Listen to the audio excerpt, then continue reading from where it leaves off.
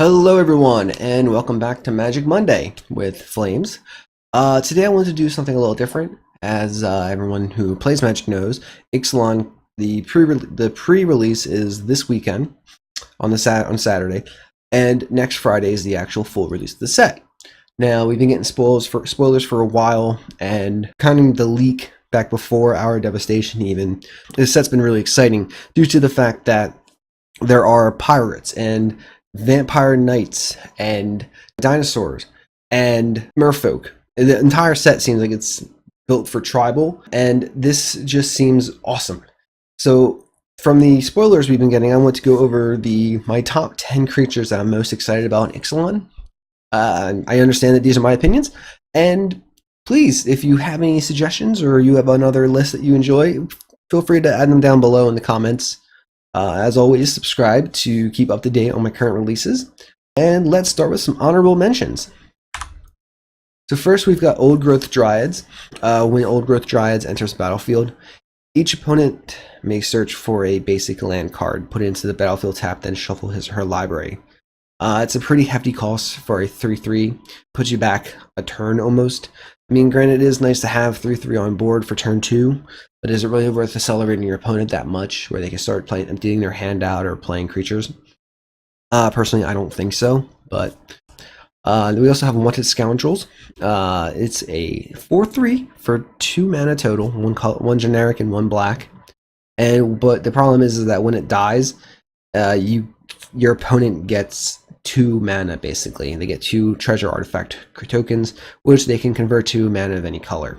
Again, the trade-off's not really worth it to me personally. It doesn't seem like it. If you're going with a very aggro heavy deck, it might be worth it, especially if you can somehow get indestructible on your scoundrels, which would be nice.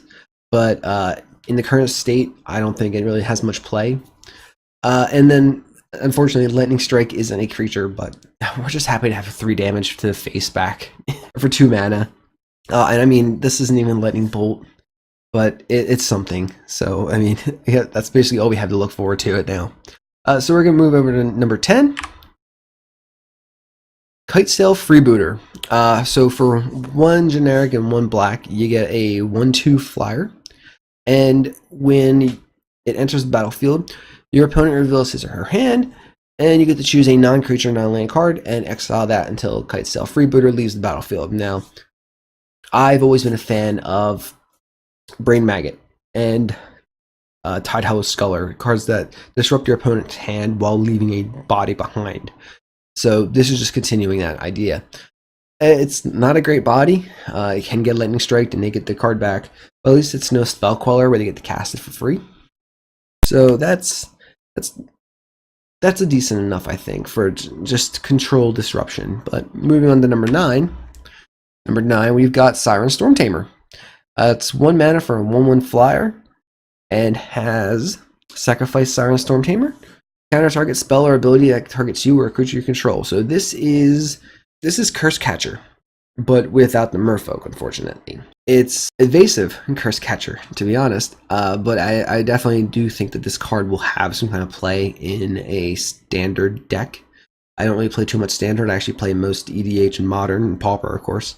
But in standard, this seems like it's a good control body. It's 2 mana for a counterspell, basically.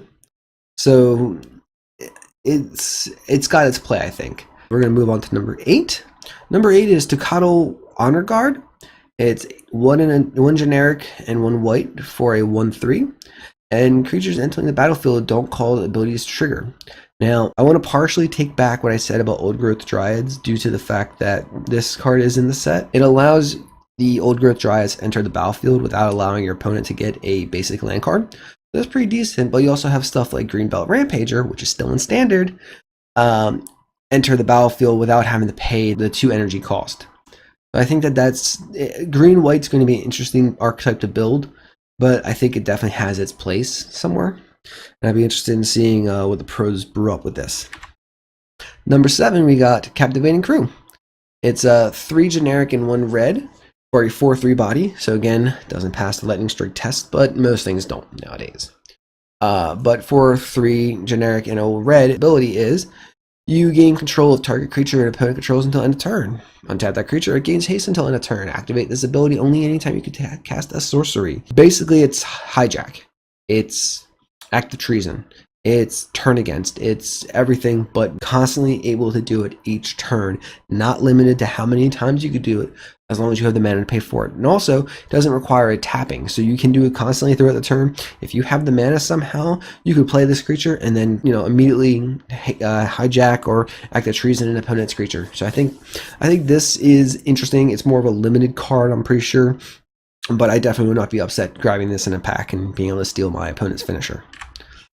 We also, for number 6, have the Bishop of Rebirth for 3 generic and a white You get a 3/4 body, so it does pass the lightning strike test with vigilance, and whenever it attacks, you can return target creature card with converted mana cost 3 or less from the graveyard to the battlefield. So this is a Sun Titan. This is any kind of recursion. So any White Winnie's deck, this would be something that's nice in it. It could recur any kind of enter the battlefield ability that you want to constantly be able to trigger, such as Glorybringer. There's also the raid mechanic, so you could kind of control it. So since you are going to be attacking, you'll be triggering raid, which means that any enter the battlefield abilities that triggered due to raid trigger as well.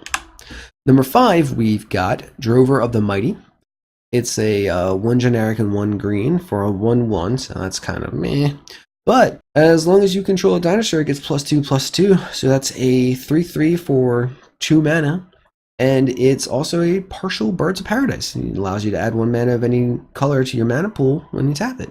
So it's got the ramping ability, but it also has the aggro ability in the right builds. And I think that's pretty sweet, the way that the synergy is going to be working out. I like to see what gets done with this. It seems like this is just a standard ramp card that has the edge of being able to attack for a decent amount of damage. But we'll see. And we're going on to number 4. We have Deeproot Champion. And Deeproot Champion is 1 generic and 1 green for a 1/1, but whenever you cast a non-creature spell, you put a 1/1 counter on Deeproot Champion. Basically, kind of build your own Scavenging Ooze, build your own Tarmogoyf. I think that this one will be played in any spell-heavy deck. Mono green automatically screams drop fatties. Drop 1/1, 2/2, 3/3s, but then start playing ramp spells, Rancor, mutagenic growth, that kind of stuff. And being able to get extra counters that persist even after the original effects drop off seems very interesting. I'd like to actually build with this one. I think this actually might be playable in Modern with the right tools. Number 3, we've got Gishath, Sun's Avatar. And this one's probably the most expensive card in the set, not by money of course, but by pure casting cost. You got 8 mana total, but it is a Naya dinosaur. So it's 5 generic, a red, a green, and a white for a 7/6 with trample, vigilance, and haste. And the main ability being, whenever Gishath, Sun's Avatar, deals combat damage to a player, reveal that many cards from the top of your library. Put any number of dinosaur creature cards from among them onto the battlefield, and then rest from the bottom of your library in a random order. That is Collected Company. But extra large.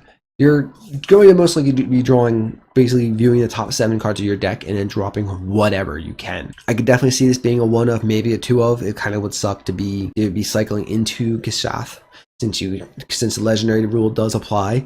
But there are small dinosaurs in the set. There are large dinosaurs in the set. So maybe going into 1 drop or 2 drop or 3 drop might be cool, but when you start being able to play 5, 6, 7 drops for free, it kind of gets out of hand quickly. I definitely want to see this in a commander deck. They are errataing a lot of the older cards, such as Death Mist Raptor, to dinosaur type, so this might be more of a commander build around. Again, I actually enjoy playing commander, so I think that this would be a nice commander to be able to pull. We're going to move on to number 2.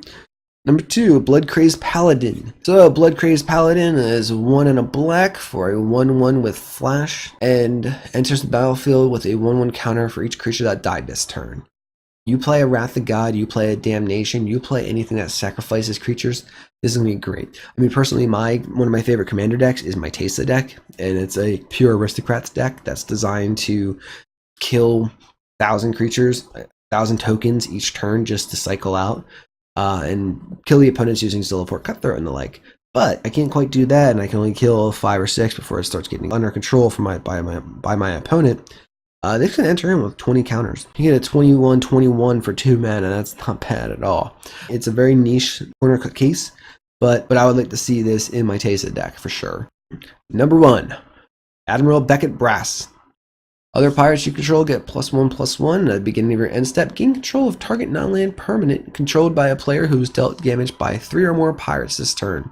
It is a 3/3, costs 1, a blue, a black, and a red. So we're back to Grixis colors.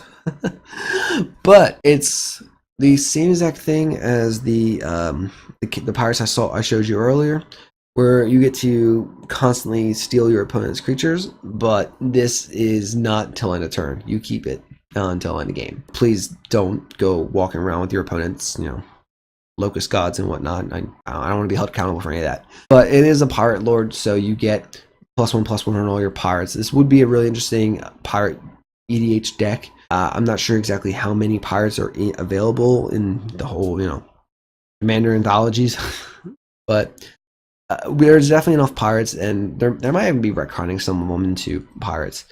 But this would be awesome, just to be able to steal your opponent's, your opponent's commanders. You can just steal whatever you need to and play out whatever you want. You can also target artifacts, so you collect everyone's soul rings and you're able to generate 4, 6, 8 mana each turn just by soul ring alone. So this has been my top 10 for Ixalan creatures. I really do look forward to this set. I am really looking forward to the pre-release. There's a lot of cards in here that are pretty exciting looking that I haven't even covered. I mean, I just went to cover creatures aside from the Lightning Strike reference because I'm really excited we have some kind of burn back in Standard. But I want to suggest definitely if you're new to Magic, go check out your local game store's pre-release. It's always great fun. There's a lot of people there willing to help most times. I know I've actually gone out of my way and helped people build decks with what they pulled from their 6-packs, and there's always good prizes in case you get to win anything. But that was the end of my top 10. It's my first Magic top 10 I've ever done, so I hope I didn't screw up too bad. But let me know, guys, in the comments down below what you thought of this video. I know it's kind of boring compared to my normal Magic gameplay, but it's just something I want to try, and let me know if you guys are interested in me doing this further on. I would like to do some modern deck techs as well. I don't play them in MTGO, but I can at least cover over the decks and how they're played. I just hope you guys all enjoy this video. I hope you guys remember to burn bright, and I'll talk to you guys later. Bye.